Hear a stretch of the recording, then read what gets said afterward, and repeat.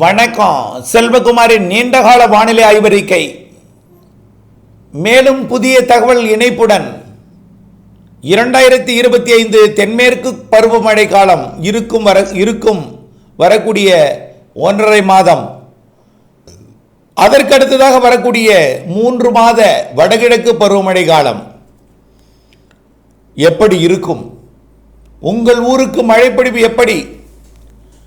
நிகழ்வுகள் எப்படி? புயல்கள், தாழ்வு மண்டலங்கள், தாழ்வு பகுதிகள், தாழ்வு நிலைகள், காற்று சுழற்சிகள், மழை பொழிவுகள் எப்படி இருக்கும் என்பதை சற்று விரிவாக தொடர்ந்து வழங்கி கொண்டிருக்கிற அதே வேளையில் பலர் வானிலை அறிக்கையை பார்க்காமல் இன்னும் வடகிழக்கு பருவமழை அறிக்கை எப்பொழுது கிடைக்கும் என்று கேட்டு, எப்படி இருக்கும் என்று கேட்டு வினா எழுப்பிக் கொண்டிருக்கிறீர்கள். இது மிக வேதனை அளிக்கிறது. 2025 ஆகஸ்ட் 25 திங்கட்கிழமை அதிகாலை பதிவு செய்யப்படும் ஆய்வறிக்கை. அதிகாரப்பூர்வ வானிலை அறிக்கைக்கு இந்திய வானிலை ஆராய்ச்சித்துறை அறிக்கையை பார்க்கவும்.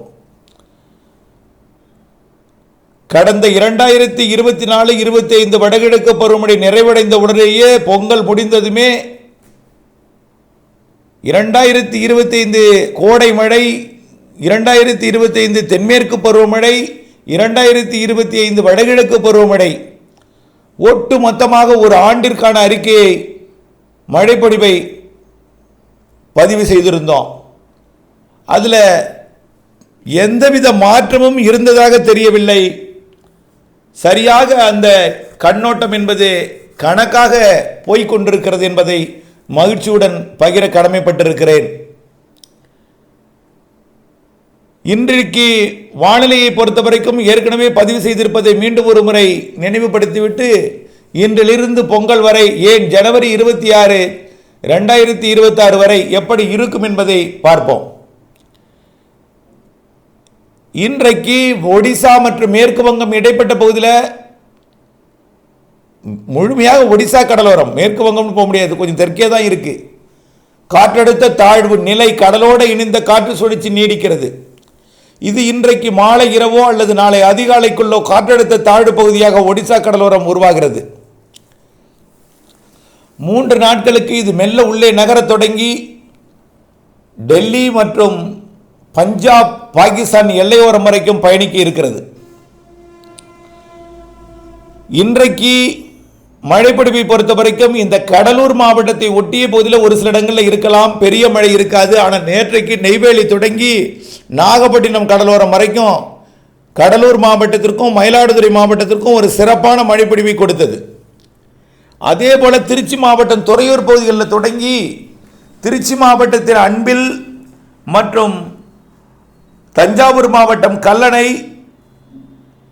திருக்காட்டுப்பள்ளி, பூதலூர், பூண்டி மாதா கோவில், தஞ்சாவூர், திருவையாறு மற்றும் ஒரத்தநாடு வரைக்கும் அது செயலிழந்தது. இந்த மழைப்பொழிவு டெல்டாவை மிரட்டியது. கடும் மின்னலை பார்த்து கொண்டிருந்தீர்கள். ஆனால் இன்றைக்கு அதுபோல் இருக்காது. கொஞ்சம் குறைவாக கடலூர் சுற்று வட்டாரத்தில் எங்காவது ஒரு இடத்துல இருக்கும். அதே போல் மதுரை வடக்கில் ஏதாவது ஒரு இடத்துல இருக்கும். சரி, இன்னைக்கு 25ஆம் தேதி. இப்படி 26ஆம் தேதி ஏற்கனவே சொல்லியிருக்கிறோம். 26, 27, 28 3 நாளும் தென்மேற்கு பருவமழை கொஞ்சம் தீவிரமடையும். கேரளா எல்லை ஓரத்தில் அதில் சாரல் முக்கோணம் வரைக்கும் லேசாக வரும், பெருசாக இருக்காது. ஆனால் கேரளாவில் மழை இருக்கும். தமிழ்நாட்டை பொறுத்த வரைக்கும் 26 நள்ளிரவு, 27 அதிகாலை சென்னை, திருவள்ளூர் உள்ளிட்ட வடகடலோரமும், 27, 28, 29 3 நாளும் இரவு வட உள் மாவட்டங்கள், வடகடலோரம் மழை இருக்கும். தென் மாவட்டத்தில் சிவகங்கை, ராமநாதபுரம் உள்பகுதி, புதுக்கோட்டை, சிவகங்கை மாவட்ட எல்லைப்பகுதி, மதுரை வடக்கு, திண்டுக்கல் மாவட்ட, மதுரை மாவட்ட எல்லைப்பகுதியில் மழை இருக்குன்னு சொல்லியிருக்கோம். இதுவும் அப்படித்தான். 30ஆம் தேதி, 31, 1, 2 பெரிதாக மழை இருக்காது. 2ஆம் தேதி கூட இருக்கும், 1ஆம் தேதி வரை இருக்காது. தென் மாவட்டங்களில் ஒரு சில இடங்களில் மட்டும் இருக்கும். வளிமண்டல சுழற்சி இலங்கைக்கு மேலே உருவாகி தென் தமிழ்நாட்டின் கடலோரத்தில் இருந்து அப்படியே வடகடலோரத்தை நோக்கி நெருங்கி வரும். 2ஆம் தேதி டெல்டாவில் ஆங்காங்கே மழைப்பொழிவை தொடக்கும். அதில் இருந்து தாங்க படிப்படியாக தீவிரமடையும். செப்டம்பர் 2 வடகடலோரம் தொடங்கும், டெல்டா கடலோரம் தொடங்கும். செப்டம்பர் 3 கொஞ்சம் பரவலாகும். செப்டம்பர் 3 அதே நேரத்தில் சென்னை திருவள்ளூர் உள்ளிட்ட வடகடலோரத்திற்கும் டெல்டாவிற்கும் செப்டம்பர் 3 நல்ல மழைப்பொழிவை கொடுக்கும். செப்டம்பர் 3 டெல்டாவின் உள்பகுதிக்கும் வடகடலோரத்தின் உள்பகுதிகளுக்கும் மழைப்பொழிவை கொடுக்கும். செப்டம்பர் 4 தென் மாவட்டங்களுக்கும் டெல்டா மாவட்டங்களுக்கும் வட மாவட்டங்களுக்கும் வட உள் மாவட்டங்களுக்கும். செப்டம்பர் 5 திண்டுக்கல் உள்ளிட்ட கரூர் திருச்சி உள்ளிட்ட கிருஷ்ணகிரி தருமபுரி சேலம் நாமக்கல் உள்ளிட்ட பகுதிகளுக்கும். செப்டம்பர் 6 கோயம்புத்தூர் திருப்பூர் ஈரோடு நீலகிரி உட்பட. செப்டம்பர் 7 ஒட்டுமொத்த தமிழ்நாடு. செப்டம்பர் 8 ஒட்டுமொத்த தென் மாநிலங்கள் மழை இருக்கும். மாலை வந்தால் மழை, மாலை வந்தால் இடிமழை, இரவு வந்தால் கண்டிப்பாக மழை.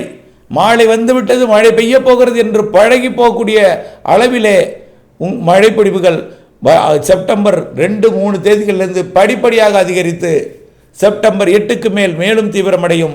செப்டம்பர் 12க்கு மேல் மேலும் தீவிரமடையும். செப்டம்பர் 15-16 நிகழ்வு கடக்கும். செப்டம்பர் 22 வரை அந்த நிகழ்வு. செப்டம்பர் 22 செப்டம்பர் 30 வரை அடுத்த நிகழ்வு. அக்டோபர் 1 முதல் 14 வரை அடுத்த நிகழ்வு என்று 3 நிகழ்வுகளால் தென் மாநிலங்களுக்கு சிறப்பானதொரு மழைப்பொழிவை கொடுக்க போகிறது. தமிழ்நாட்டிலும் வளிமண்டல சுழற்சி அமைந்து கொண்டு மழைப்பொழிவை கொடுக்க போகிறது. தமிழ்நாடு உள்ளிட்ட தென் மாநிலங்களுக்கு மழைப்பொழிவை கொடுத்தாலும் தமிழ்நாட்டிற்கு மாலை இரவு நள்ளிரவு அதிகாலை மழையாகவும், கேரள எல்லையோர கேரள பகுதிகளுக்கெல்லாம் எந்த நேரமும் மழையாகவும், கர்நாடகா ஆந்திர பிரதேசம் தெலுங்கானா பகுதிகளுக்கு 24 மணி நேரம் எந்த நேரமும் மழையாகவும் செப்டம்பர் மாதம் 12ஆம் தேதியிலிருந்து அமையும். செப்டம்பர் 12 அக்டோபர் 15 வரைக்கும் மிகச்சிறப்பான ஒரு தென்மேற்கு பருவமழை உச்சகட்ட தீவிரத்தை இறுதியில் நிறைவடையும் பொழுது கொடுக்க இருக்கிறது. 3 நிகழ்வுகள் இருக்கிறது. 2 நிகழ்வில் 3இல் 1 மிக வலுவான நிகழ்வாக இருக்கும். அது ஆந்திர பிரதேசம் தான். எல்லாமே ஆந்திர பிரதேசம் மேற்கு ஆந்திர பிரதேசம் தெலுங்கானா வழியாக அரபிக்கடலுக்கு பயணிக்கும். 3மே அப்படித்தான் இருக்கும். ஆக இவையெல்லாம் ஏற்கனவே கணிக்கப்பட்டு அறிவிக்கப்பட்டு பல மாதங்கள் ஆகிவிட்டது. இருந்தாலும் அதில் எந்த மாற்றமும் இல்லை. என்ன 8ஆம் தேதி தொடங்கும் என்று சொல்லியிருந்தோம். இப்பொழுது 3ஆம் தேதி 4ஆம் தேதியிலிருந்தே இருக்கும் என்று சொல்லியிருக்கிறோம். 3ஆம் தேதி மேற்கு மாவட்டங்களுக்கு அல்ல, வங்கக்கடலோர மாவட்டங்களுக்கு. வடகடலோரம் 4ஆம் தேதி, தென்கடலோரம் 5ஆம் தேதி, உள்ளே எல்லாம் 5ஆம் தேதி, சற்று உள்ளே 6-7 பரவலாகிடும். இதுதான் நம்முடைய அறிக்கை.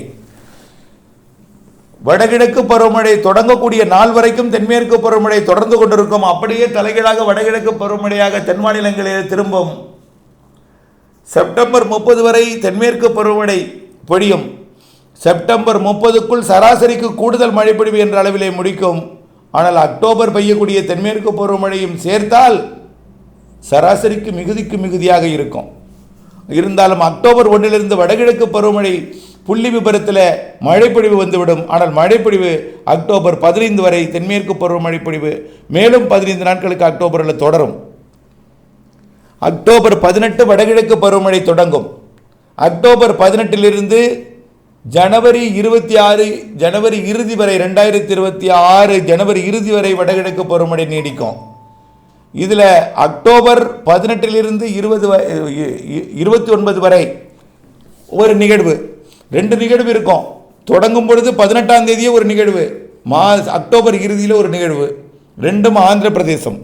நவம்பர் முதல் வாரம் மற்றும் 2வது 3வது வாரத்தில் 2 நிகழ்வு, அது வட தமிழ்நாடு. ஆகிய நிகழ்வுகள் வரிசை கட்டி நிற்கும். எல்லாமே காரணம் என்று ஏற்கனவே சொல்லியிருக்கிறோம். லானினாவும் நெகட்டிவ் ஐஓடியும் என்று 6 மாதமாக சொல்லிட்டு இருக்கோம். எப்படி நெகட்டிவ் ஐஓடி உருவாகி கொண்டிருக்கிறது என்று சொல்லி கொண்டிருக்கிறோம். எப்படி லானினா உருவாகி கொண்டிருக்கிறது. எல்லினோவுக்கு வாய்ப்பில்லை, நடுநிலைக்கு வாய்ப்பில்லை. லானினாவிற்கு வாய்ப்புத்தான். நீரோட்டம் கடத்தி கொண்டிருக்கிறது, வெப்பத்தை உயர்த்தி கொண்டிருக்கிறது ஆசியா பக்கம். அதனால லானினா தான் என்று உறுதிப்பட 6 மாதமாக அறிவிச்சிட்டு இருக்கோம். அதே போல நெகட்டிவ் ஐஓடி என்று அறிவித்துக் கொண்டே இருக்கிறோம். காரணம், சுமத்ரா தீவு பகுதியை நோக்கி சோமாலிய பகுதியிலிருந்து வெப்பத்தை கடத்தி கொண்டு வருகிறது. இலங்கைக்கு தெற்கையும் குமரிக்கடலையும் இலங்கை சுற்றுவட்டார தென்மேற்கு வங்கக்கடற்பகுதியிலையும் வெப்பத்தை உயர்த்தக்கூடிய அளவில் கடல் நீரோட்டம் வலிமையாக இருக்கிறது என்று அறிவித்திருந்தோம். அதில் எந்த மாற்றமும் இல்லை. இதன் காரணமாக நிகழ்வுகள் இலங்கைக்கு தெற்கே, இலங்கைக்கு தென்மேற்கே, இலங்கைக்கு தென்கிழக்கே, நிலநடுக்கோட்டு இந்திய பெருங்கடல் சுமத்ரா தீவு ஒட்டிய பகுதியில் நிகழ்வுகள் உருவாகும் பொழுது கண்டிப்பாக நிகழ்வு தமிழ்நாட்டுக்கு வரும். நிகழ்வு டிசம்பரில் இலங்கையை ஒட்டி உருவாகும். இலங்கை கடந்து தென் மாநிலங்களுக்கு தென் மாவட்டங்களுக்கு வரும். டிசம்பர் மற்றும் நவம்பர் இதிலெல்லாம் மத்திய மாவட்டங்கள், டிசம்பர் பிற்பகுதி ஜனவரியிலெல்லாம் தென் மாவட்டங்கள், எல்லா மாவட்டங்களையும் கடக்கக்கூடிய வகையில் நிகழ்வுகள் இருக்கிறது. தென் மாவட்டங்களுக்கு 2, மத்திய மாவட்டங்களுக்கு 2, வட மாவட்டங்களுக்கு 2 என்று 6 நிகழ்வுகள் குறைந்தபட்சம் இருக்கிறது. அதற்கு மேலும் சிறு சிறு நிகழ்வுகள் இருக்கிறது. சிறு நிகழ்வும் அதிக மழை தரும், வலுவான நிகழ்வும் உண்டு என்று சொல்லியிருக்கிறோம். காற்று குறித்த அச்சம் வேண்டாம். இந்த ஆண்டு மழைப்பொழிவு நிறைய இருக்கும். உள் மாவட்டங்களுக்கும் மழைப்பொழிவு சராசரிக்கு கூடுதல். விவசாயத்துக்கு ஏற்ற மழை, பற்றாக்குறையால் பிரச்சனை வராது, அதிக மழையால் தான் பிரச்சனை வரும். ஆகவே நிறைய மழை இருக்கிறது என்பதை மட்டும் நினைவில் கொள்ளுங்கள். மழை நீரை சேமித்து 10% இடங்களில் பண்ணைக்குட்டை அமைத்து கைவசம் நீர்த்தேக்கி கவலை இல்லாமல் விவசாயம் செய்ய முன்னாயத்தத்துடன் இருப்போம். தொடர்ந்து வானிலை அறிக்கையுடன் இணைந்திருப்போம். லாபம் அடைவோம். நன்றி.